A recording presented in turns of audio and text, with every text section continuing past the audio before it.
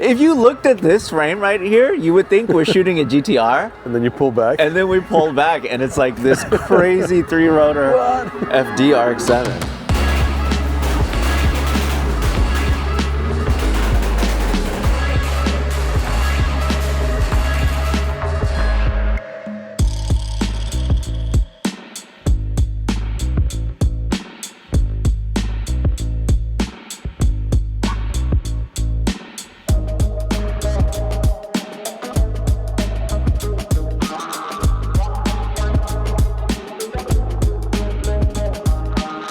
Bayoke is a Thai car enthusiast that has single-handedly revitalized the Top Secret brand from its peak popularity in the late 90s and early 2000s. He's showcasing the builds and his lifestyle on the world stage, and he is also the sole reason for a collab between Top Secret and R-Amemiya that nobody thought was possible. But in the end of the day, it makes too much sense.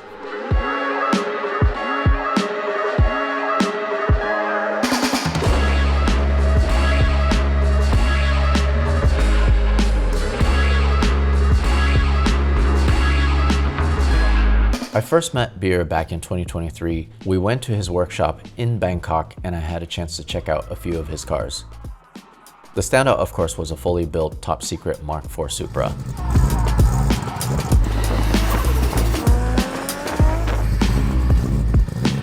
As if it wasn't crazy enough that he showcases these in Thailand, he also ships these out of country and attends shows like Retro Havoc in Kuala Lumpur, Malaysia.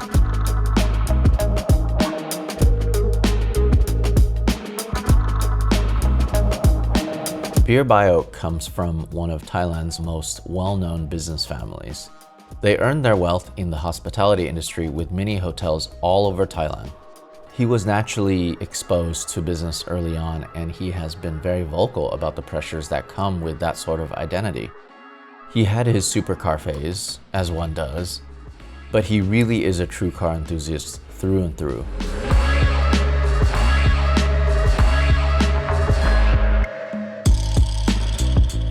So the first car I bought is, Ferrari F430 Scuderia and no VTEC, 700 horsepower.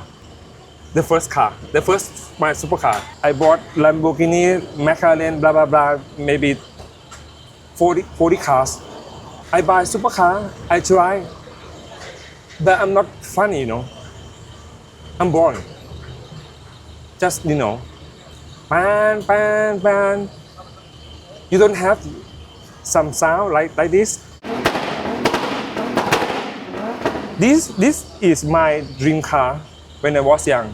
Why Top Secret? Because in my eyes, this was a brand that was started by Smokey Nagata. Yep. And it was super popular in the 90s. But then over time, it's kind of gone down in popularity. And now all of a sudden, it seems like it's shooting back up in popularity. Oh, thank you. Because of you. Really? Yeah. Oh, thank you. So why Top Secret? What is it about Top Secret that made you want to help revitalize this brand? 20 years ago, I watching the video option, and I saw Smokey burnout in UK, and he this one for discount. That's legend. That's all. And now I think the legend of Japanese JDM factory is Smokey Nakata, Amemiya. Now there are many like Kato-san, Liberty Walk, but I choose Smokey Nakata because I'm always his fan.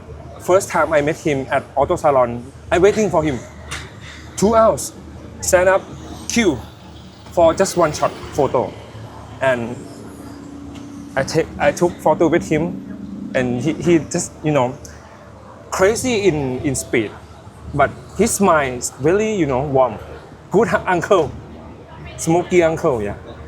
Like almost like family. Yeah, family, yeah. He's very kind. Yeah. What do all these cars behind me have in common? They're all insured by Hagerty. It's because they mean the world to me. You name the value of your own car, they get it. They're enthusiasts, just like us. Go to Hagerty.com to get a quote for your car today. After finally meeting Smokey Nagata, Beer got inspired to the point where he sourced a real GT300 JGTC original body kit, only one of 2 in Thailand that exists. He set out to build the ultimate top secret Mark IV Supra. But the difference is everything was to be built in Thailand. He went out to source the best craftsmen from all over his country, the best painter, the best fabricator, the best engine builder. You get the point. His goal was to get Smokey Nagata's approval on the build. One of his friends knew Smokey's secretary, and from there he made a connection and asked if Smokey would come to Thailand to see his build and sign his car.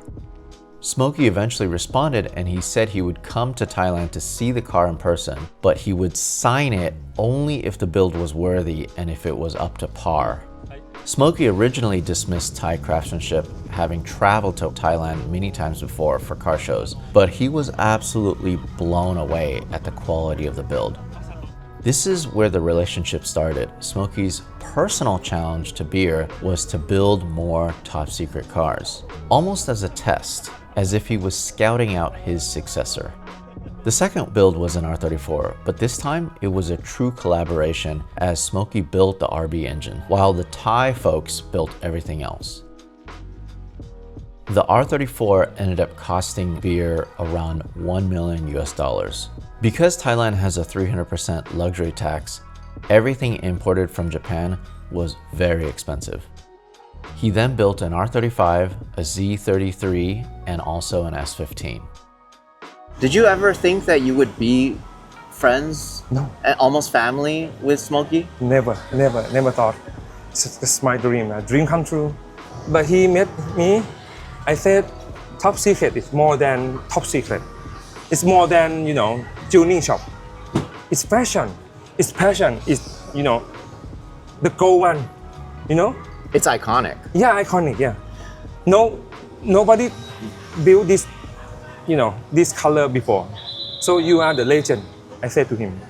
Is there somebody to continue Top Secret in Japan for him? He has one daughter, same age as me. But he joking say to me that I will give you Top Secret Japan.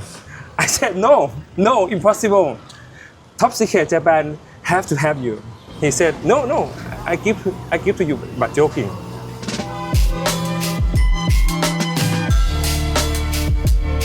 So the question is, what's next? The project collaboration with Top Secret with R-Amemiya. First time, and they built the R7. They've never worked together before? Never. Just t-shirts. But you brought them together. Yes. And then, so this one is going to be your first car built in Japan. Yes. And you're going to reveal it at Tokyo Autosalon this year. Yes, sure. I can't wait to see it. Yeah, thank you. You have to come. I will. I'll be there. Yeah.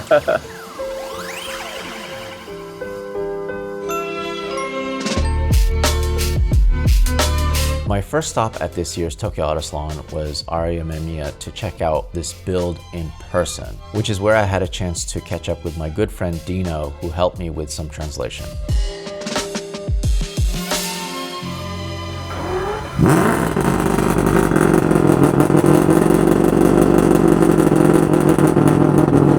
Whole different thing. Wow, that's evil. R-Amemiya has always pushed the envelope in terms of what's possible with rotary builds, but this one takes it over the top. 3 rotors, 3 turbos, what an absolute Frankenstein of a build. So, what is going on with this 3 turbo? ラリと僕もこれちょっとびっくりした今。エンジンを見た。何これ？この3ローターのターボですね。トリプルターボ。なんでトリプルターボ？初めて見たね。So this is a car built for the son of the owner of Matsumoto Kiyoshi, which is a big drugstore in Japan that has always sponsored Amemiya back when they did GT. So it's a big request from one of their biggest supporters, and it went straight to his dad. The son wanted something very special, and this is what they came up with: 3 rotor, 3 turbos. So is his dad pretty active in terms of the overall plan, or is it just him working on it now, the son? So his dad continues to do all the engine work in the Tokyo shop. This is mainly like for customer-facing business. So if you have a car and you come here for parts or general maintenance, you would come here to the Chiba shop. Where the Tokyo outlet is basically where Amemiya is left to his own demise. He builds all the race engines for D1 and does all the special projects for TAS and I guess special requests like this. So then, like, how does this even work? Because this is so complicated. So they had to like figure out the clearance of everything beforehand so that they could fabricate a manifold to not only hold up the 3 turbos, but also like balance exhaust pulses equally to all 3. Is it 1 turbo per rotor, like in terms of So how the 1ローター exhaust? は1ターボ使う。そうですね、全部分かれて最後にまとまる。 Yeah, you can see how it's all laid out. Like one rotor feeds one of each turbos and then combines to the intercooler for the intake charge. What are they expecting to make power-wise with this? So they don't really know right now because it's the first time they attempt something like this. With the Roadster before, that they had a similar project where it was actually 2 turbos. They kind of know what that did, but they have no real expectation for this yet. It all depends when they set it up. Is this the first time this has ever been done? これ世界で初めて3ターボ3ローター。世界で。多分だと思うんです多分ね、maybe. I've never personally heard of anything like that. Yeah. So when he first told me when we arrived, I thought he misspoke. I thought he meant 3 rotor, not 3 turbo. When I walked over here, I was just floored because I've never seen anything like this. Yeah, it's crazy. It must sound insane. But the body is so crazy too. The fact that it's like a FD style front on a FC. Like, is this something that, like, did they figure this out? So basically, they inspired themselves to the Grady 1, which was done many years ago. But they wanted to maintain the wide body look, but do something modern, which is why they integrated the FD, kind of like position lights and indicators. And then they kept the pop-up lights rather than doing the fixed headlight conversion, which is always something that they did. So then this is debuting at Tokyo Autosan this year? This is the main car. So this will be center stage at their booth. This is so crazy. What a freaking dope build. I just love that they kept like the wheels kind of old school. It's kind of chunky sidewall, right? Late 80s, early 90s feel about it. I think they nailed it. Even the bonnet design. So is this something that a kit that they're going to sell eventually? みんなはないかもしれないですけど、一応型は抜いてるんで、maybe limited version because it's very expensive and maybe not so many people want to go quite so crazy on an FC.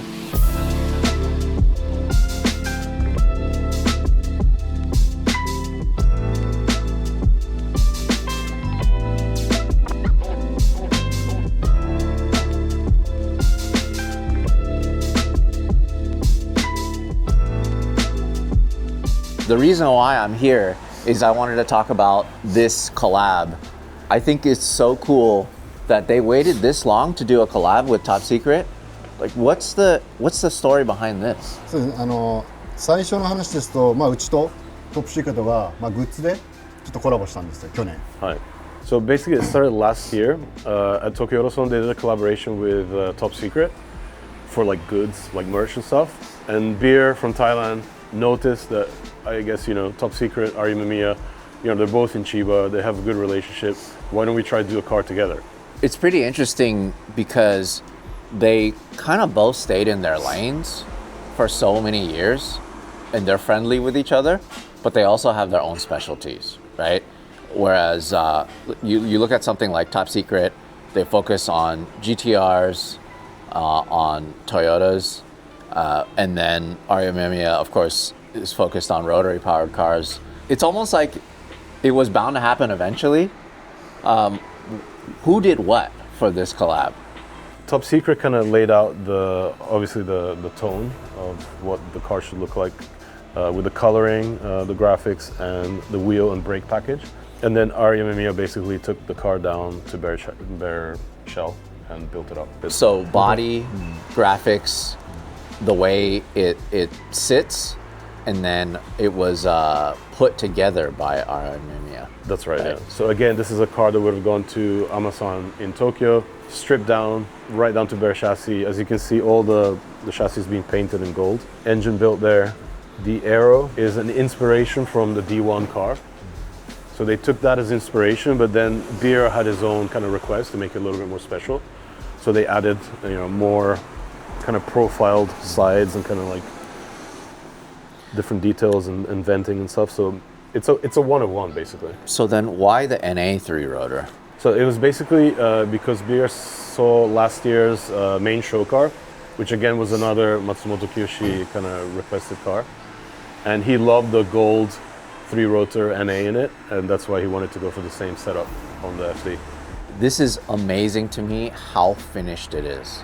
Like every bit is so clean, including the carbon like wheel well, like custom wheel wells. Yeah, they basically finished the arch in carbon. R-Amemiya especially has always been one of the very few builders that has really finished every detail of the car.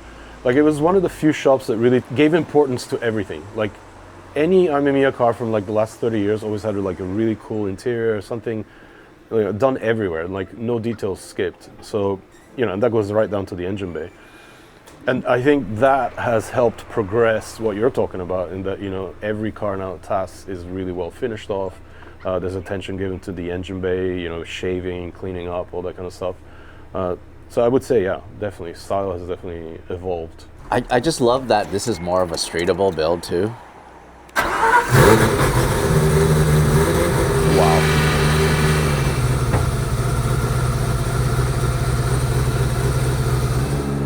It's so weird seeing an Amemiya car with top secret colors though, I have to say. Yeah.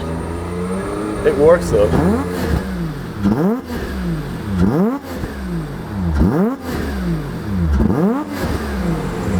It sounds so crisp. It sounds like a bike almost. It sounds so crisp. I cannot believe how good it sounds. It's so weird seeing R35 brakes on an FD.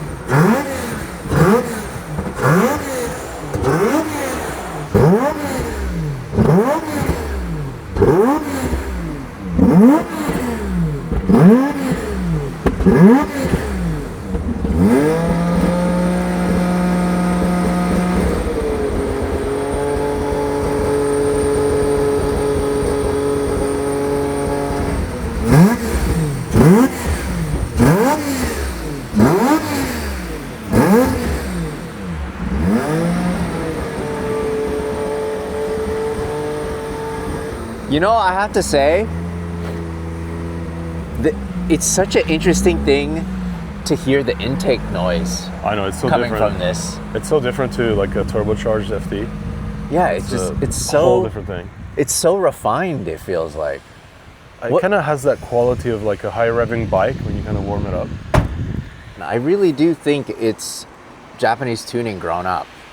It's matured. Yeah, it's matured. Yeah. And it still sounds really good. It doesn't need to be loud.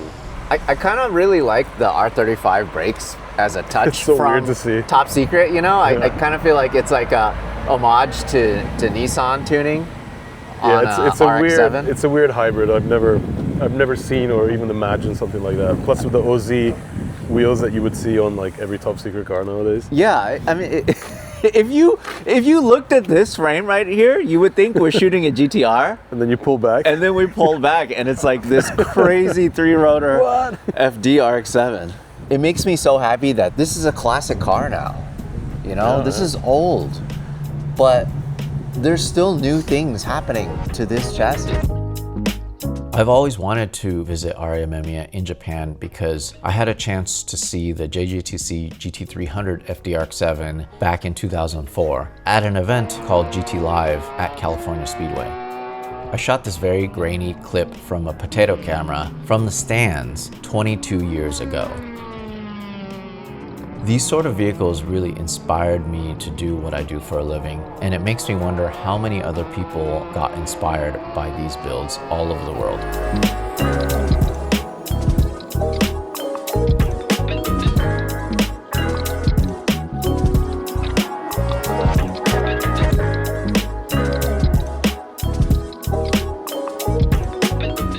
doing so many interesting projects. Like you're bringing two legendary brands together Yes, for the very first time.